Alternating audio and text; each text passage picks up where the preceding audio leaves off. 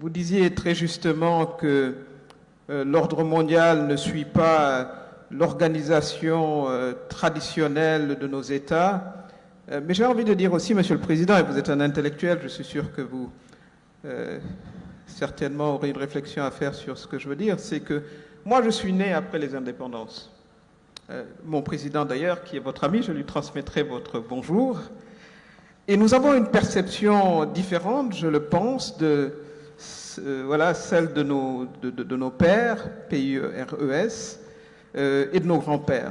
Et nous avons le sentiment très souvent qu'il n'y a pas cette réciprocité qui nous vient du Nord et qu'il n'y a pas un renouvellement de la pensée et de la vision et de l'œil qu'on porte sur l'Afrique.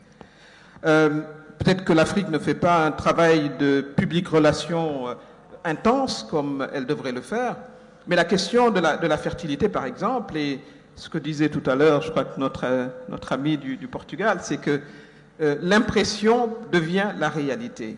Mais je ne pense pas qu'il y ait une relation scientifique établie entre la fertilité des femmes africaines et l'effet de serre mondial.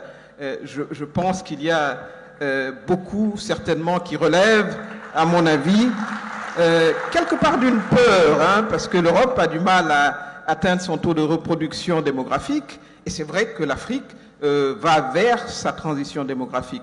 Et moi, je le vis, ma mère a eu 8 enfants, j'en ai 3, ma fille n'en veut que 2. J'imagine que c'est cela, comme ça, que cela va se stabiliser.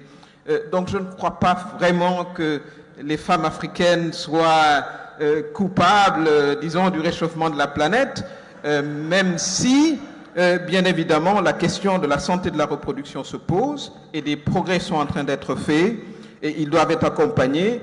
Des études montrent que le désir d'enfant, il est à 3 enfants. Mais il n'y a pas suffisamment de mécanismes de santé, etc., pour y arriver. Et ce qui va permettre d'y arriver, c'est l'intensification de la scolarisation des filles, c'est le maintien des filles à l'école, c'est les perspectives également économiques pour les femmes. Et ça, je tenais à faire ce plaidoyer, parce qu'il est important que le regard change en direction de l'Afrique, parce que les décideurs, d'abord, ils sont plus jeunes, et on voudrait également entretenir une relation qui soit une relation différente et qui soit moins cliché et qui ne soit pas validée d'ailleurs par des éléments scientifiques. Ça, je voulais le dire, mais nous restons évidemment très ouverts au partenariat économique avec nos amis traditionnels. La France en est une, je parle le français, je ne parle pas l'allemand, c'est parce qu'il y a une relation historique forte. Mais en même temps, la volonté, c'est de commercer beaucoup plus entre nous. La BAD, qui a fait son rapport, nous disait que le commerce intra-africain n'est que de 15%. Et il a même légèrement reculé, il était à 20%. Aujourd'hui, l'un des enjeux, c'est de compter sur cet échange au sein de l'Afrique, la diversification également des relations, et la Chine également offre une opportunité, ça elle est très claire, et c'est comme ça, à mon avis, qu'il faut percevoir ce continent qui est jeune, qui est vibrant, qui se développe, qui développe des idées. La première puissance économique, mais c'est le Nigeria encore une fois, mais qui a beaucoup de problèmes.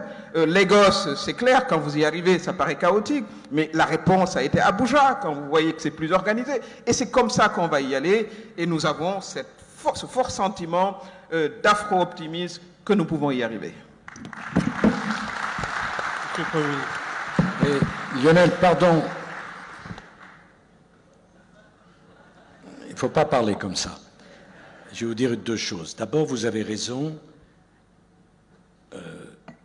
Il y a un complexe européen vis-à-vis de l'Afrique, une forme de culpabilité, d'infantilisation. Et beaucoup de responsables en Europe ne voient pas l'Afrique telle qu'elle est devenue. C'est tout à fait exact. C'est pas très facile tout ça. Parce que quand on ne s'occupe pas de l'Afrique, on se fait engueuler. Quand on s'en occupe, on se fait engueuler aussi. Ah oui, d'accord, oui. Non, mais d'accord. Vous avez du tempérament, moi aussi. Bon. Et pas parce que vous êtes africaine et moi je suis français, on a du tempérament parce qu'on a du tempérament. Bon. Mais ça, c'est vrai. C'est vrai. C'est vrai également que je suis l'ami de Macky Sall et que Macky a fait un boulot fantastique au Sénégal. Mais ne plaisantez pas avec l'histoire de la femme africaine. Parce que ça me plaît pas. Personne ne pense que c'est la femme africaine qui est responsable du réchauffement climatique. Qui dit une bêtise pareille? Moi, je ne suis pas un intellectuel, et c'est peut-être pour ça que je comprends. Bon. Mais quand vous avez 1,3 milliard de Chinois qui décident de mettre un terme à la politique du un enfant par famille, ça a des enjeux considérables sur les équilibres de la planète. Et je revendique qu'on puisse dire à l'Afrique et aux Africains ce qu'on pense. Comme l'Afrique et les Africains doivent pouvoir dire aux Européens et aux Français ce qu'ils pensent. Et vous pouvez faire tout ce que vous voulez, vous pouvez même faire rire. 11 milliards d'individus sur la planète, on n'a jamais connu ça.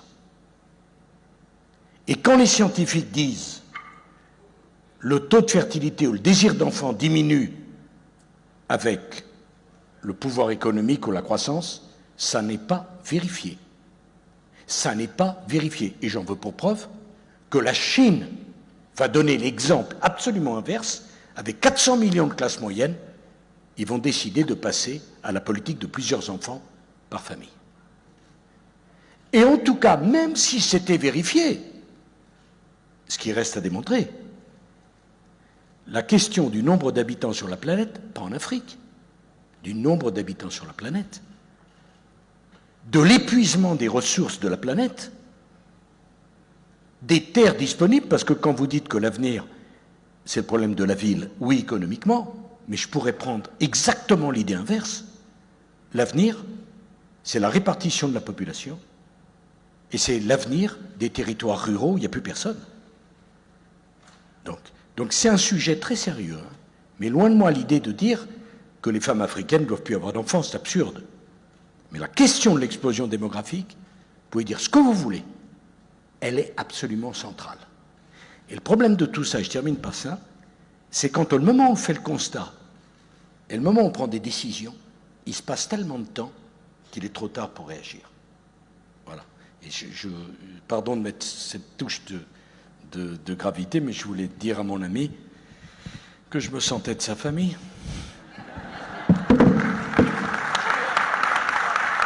Merci, Monsieur le Président.